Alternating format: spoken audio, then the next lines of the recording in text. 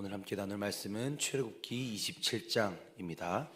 저와 성도님들이 한 절씩 교독하시겠습니다. 너는 목각 조각목으로 길이가 5규빗, 너비가 5규빗의 제단을 만들 때 네모 반듯하게 하여 높이는 3규빗으로 하고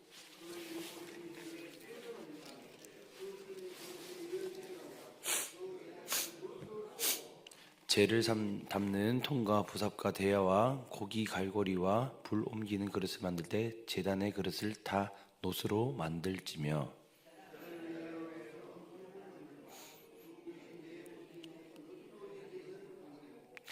그물은 제단 주위 가장자리 아래 곧 제단 절반에 오르게 할지며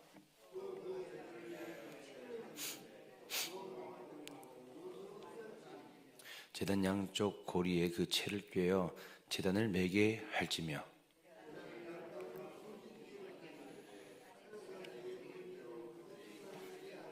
너는 성막의 뜰을 만들지니 남쪽을 향하여 뜰 남쪽의 너비가 100규빗의 세마포 휘장을 쳐서 그 한쪽을 당하게 할지니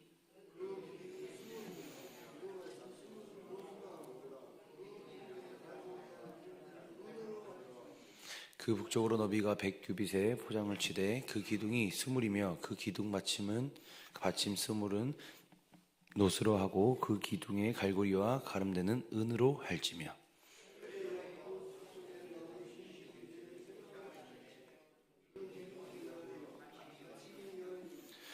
동쪽을 향하여 뜰 동쪽의 너비도 50규빗이 될지며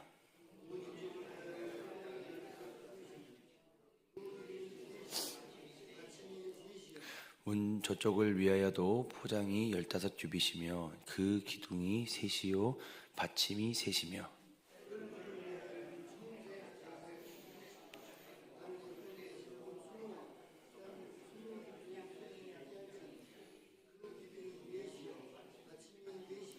뜰 주위 모든 기둥의 가름대와 갈고리는 은이요 그 받침은 노시며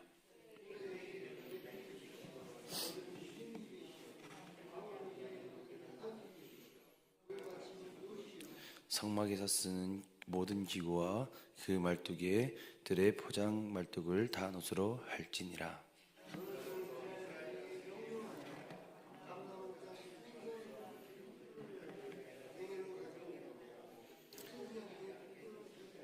함께 읽겠습니다. 아론은 그의 아들로 회막 앉은 거기 앞 휘장 밖에서 저녁부터 아침까지 항상 여호와 앞에 등불을 하라. 이는 이스라엘 자손이 대대로 지킬 규례니라. 아멘. 오늘 설교 제목은 채를 들고 다니는 사람들입니다. 출애굽기 27장 내용인데 번제단을 만드는 이야기입니다. 이 본문을 준비하면서 처음에는 솔직히 조금 막막했습니다. 계속 만들기만 하니까 이거 만들고 저거 만들고 치수 재고 조각목으로 만들고 노스로 싸고 가로 높이 5규빗에 가로 높이 3규빗 이렇게 뭘 만드는 이야기를 계속 하길래 이 만드는 이야기로 어떤 말씀을 전해야 할까라는 막막한 마음을 가지고 본문을 묵상하다가 며칠 이 본문을 붙들고 있다 보니 한 가지가 자꾸 눈에 들어왔습니다. 6절에서 7절을 보시면 그 제단을 위하여 채를 만들되라는 구절이 있습니다. 그 채를 제단 양쪽 고리에 꿰어 제단을 매게 할지며 이 제단이라는 것에는 채가 있습니다. 제단을 메고 다녔는데 생각해보면 조금 이상한 일입니다.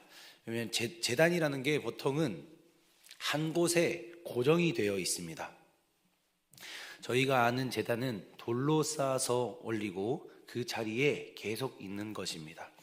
아브라함이 쌓은 제단도 그랬고 이삭이 쌓은 제단도 그랬고 야곱이 쌓은 제단도 다 돌로 쌓아서 한 곳에 고정이 되어 있습니다. 그런데 이스라엘의 번제단은 조금 달랐습니다. 채를 꿰어서 메고 다녔는데 채가 뭐냐면 가마 아시죠? 가마를 양옆에 이렇게 사람들이 이고 다니려고 하나 바로 이렇게 되어 있는 것을 채라고 부르는데 받침대입니다. 그렇다면 이스라엘의 번제단은 왜 채를 설치해서 이동을 했을까요? 바로 광야를 이동을 해야 됐기 때문에 채를 설치했습니다. 이스라엘 백성은 한 곳에 정착한 것이 아니었고 구름 기둥이랑 불 기둥을 따라서 계속 이동을 해야 했습니다. 오늘은 여기에서 장막을 치고 내일은 저기에서 장막을 치고 계속 움직였습니다. 그럼 제단은 어떻게 해야 합니까? 이동해야 하는데 두고 갈 수도 없고 그래서 메고 가기로 했습니다. 레위인들이 채를 메고 백성들과 함께 이동을 했는데요. 고정적인 제단과 이동하는 제단이 재미있는 대조가 보이더라고요. 그 전까지는 고정되어 있는 제단인데 이제부터는 옮겨 다녔구나. 족장 시대의 제단은 고정되어 있었으니까요. 아브라함이 모리아 산에 쌓은 제단은 여전히 그 자리에 있었고 이스라엘 백성들은 그 제단을 보려면 그곳으로 향해야 됐습니다. 그런데 광야의 제단은 달랐습니다. 제단이 백성과 함께 이동을 했고 백성이 제단을 찾아가는 것이 아니라 제단이 백성과 함께 갔습니다. 이게 어떤 뜻이었냐? 그들에게는 하나님께서는 고정된 장소에만 계시는 분이 아니라 어디에나 계시고 함께 한다는 뜻입니다. 우리의 삶으로 적용시켜 본다면 하나님께서는 교회에만 계시는 분이 아니라 직장에서도 집에서도 길을 가다가도 하나님은 함께 하신다는 뜻입니다. 우리가 서 있는 그곳도 제단 앞이 되는 것입니다. 하나님께서는 어디에서나 역사하고 계신다는 뜻입니다. 이스라엘 백성을 생각을 해보면 그들이 광야 어디를 가든 제단은 함께 갔습니다. 그들이 쉴 때도 제단은 거기에 있었고 그들이 이동할 때도 제단은 함께 갔습니다. 그들이 힘들 때도 제단은 여전히 그 자리에 있고 기쁠 때도 제단은 있었습니다. 이 뜻은 그들에게는 하나님이 우리와 함께 하시다라고 이해가 됐을 건데요. 마지막으로 제가 하나를 더 살펴보고 마치려고 합니다. 여기에서 참 재미있는 것은 제단에 채가 있다는 것은 아까 전에 말씀드렸던 것처럼 이동인데 그렇다면 그 채를 누군가는 이동을 해야 됐습니다. 레위인들이 채를 메고 이동을 했는데 아마 힘들었을 겁니다. 제가 몇 킬로나 되는지 너무 궁금해서 찾아봤는데 일단 조각목이라는 곳에 놋을 씌웠습니다. 가로 세로 5규빗에 높이 3m면 예상되는 무게가 800kg에서 1100kg라고 하더라고요. 그럼 그거를 누가 메고 갑니까? 만약에 담임 목사님께서 김강도사 우리 제단을 좀 옮겨 다니면서 예배를 드려야 될 것 같아. 우리 교육전사님들이랑 같이 번제단을 들고 이동 좀 하자. 근데 3박 4일 일정 동안 계속 이동해야 되는데 괜찮겠어?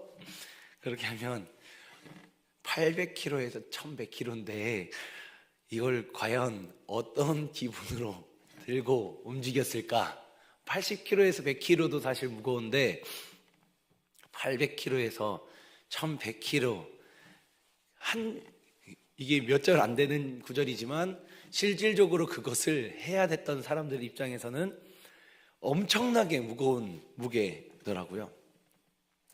실질적으로 이렇게 엄청난 무게를 가지고 그들은 메고 갔습니다. 보통 10대 명이 같이 메고 움직였다고는 하는데요.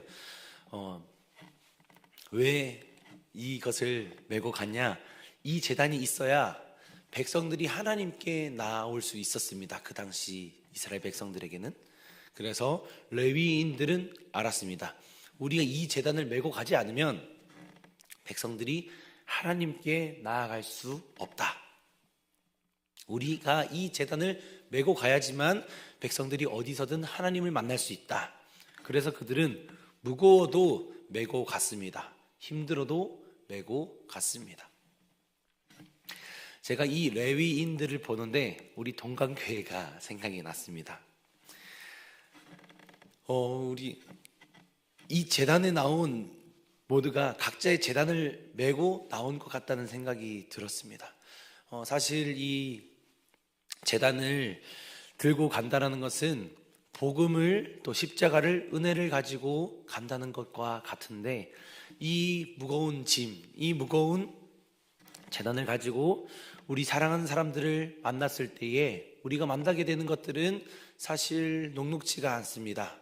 우리가 하나님의 이름을 가지고 우리가 또 복음을 전하기 위해 우리의 사람들을 만났을 때 상황과 환경이 다 정말 깃털처럼 가벼워지고 모든 문이 다 열리고 만나는 사람들마다 복음을 받아들이고, 그렇다기보다는 우리가 느꼈을 때에 쉽지 않고 문이 열리지 않고 800kg, 1000kg가 된다는 그런 마음의 무게들이 늘 가지고 있는 것 같습니다. 근데 제가 이 동강교회에 나왔을 때 우리 여기 새벽에 나온 성도님들, 또 저는 이제 땅끝 전도를 항상 하니까 땅끝 전도에 가보면 정말 어떻게 매주 목요일 날 이렇게 나와서 복음을 저렇게 전할 수 있을까? 거절당하는 것은 두렵지 않을까? 그리고 이 새벽에 다 주무시고 싶고 또 쉬고 싶을 텐데 거의 매주 이 자리에 나오셔가지고 우리 함께 말씀을 듣고 또 세상 속에 나가서 또 그 복음을 가지고 살아낸다라는 것이 일반적인 삶을 사는 것도 무거울 텐데, 또 이 새벽에 새벽 제단을 쌓아가면서 신앙생활 한다는 게 정말 우리 동강교회가 레위인들이 많구나, 그런 생각을 했습니다. 이번 또 특세를 부흥회를 지나면서 저한테 와서, 사실 교역자들은 조금 힘들었을지 모르겠지만 우리 성도님들은 항상 밝은 얼굴로 은혜가 충만합니다. 너무 좋습니다. 우리 또 제가 이렇게 이 단에서 설교를 하고 내려가면 항상 저에게 좋은 말씀을 해주시는 장로님 한 분 계십니다. 장로님께서 이번 주에는 강사님 여기 성령님이 운행하는 거 보이시지 않냐, 그런 말씀을 해주시더라고요. 제가 그런 걸 보면서 무거울 텐데, 이 삶이 무거울 텐데 전혀 무겁지 않고 기쁨으로 그 제단을 옮겨가면서 신앙생활하는 거 보며 참 우리 교회는 이런 레위인들이 많구나, 이게 800kg, 1100kg가 되는 이 무게를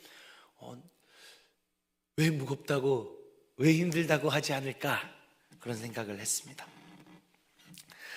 여기 계신 우리 성도님들을 통해 이 무거운 우리가 제단을 가시는 곳곳마다 만난 사람들마다 하나님을 경험하게 하실 줄 믿습니다. 비록 번제단의 무게는 너무 무겁습니다. 때로는 무겁고 힘이 들고 외롭습니다. 하지만 하나님께서는 그 제단을 움직일 힘까지도 주시는 분이심을 믿습니다. 말씀을 마무리하려고 합니다.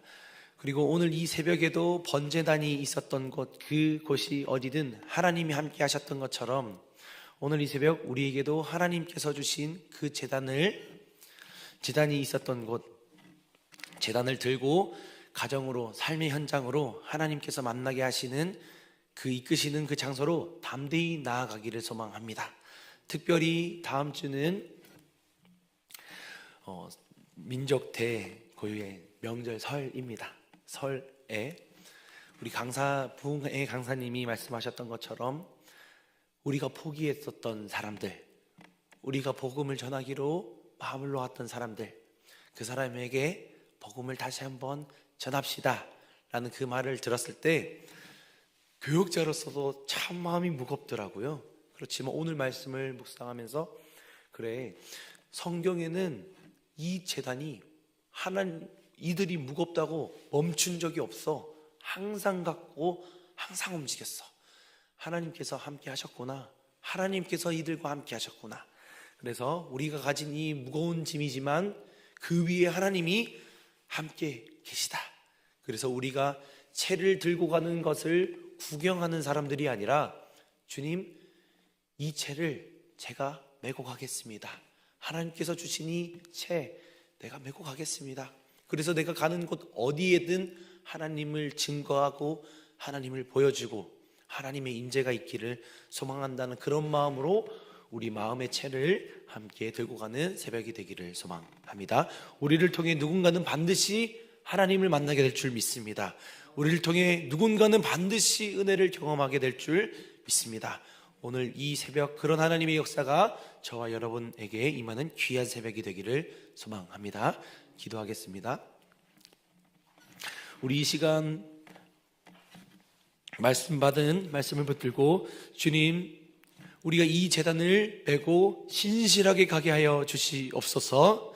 주님, 우리가 메고 가는 이 큰 제단, 하나님 두려워하지 않고 때로는 무겁지만 주님께서 함께 하신다면 하나님, 우리가 갈 수 있다는 것을 하나님 다시 한번 우리에게 용기를 주시고 은혜를 주시옵소서. 하나님, 우리가 포기했었던 사람들, 하나님, 우리가 궤를 메고 갈 때에, 우리가 제단을 메고 갈 때에 하나님께서 역사하실 줄 믿습니다. 그리고 마지막으로 담임 목사님과 우리 교회를 위해, 나라와 민족을 위해, 선교사님들을 위해, 환우들을 위해 기도해 주시길 바랍니다. 마지막으로 각자가 나온 기도 제목을 놓고 기도하시다가 자유리 돌아가시도록 하겠습니다. 주님의 이름을 한번 찾고 기도하겠습니다. 주여!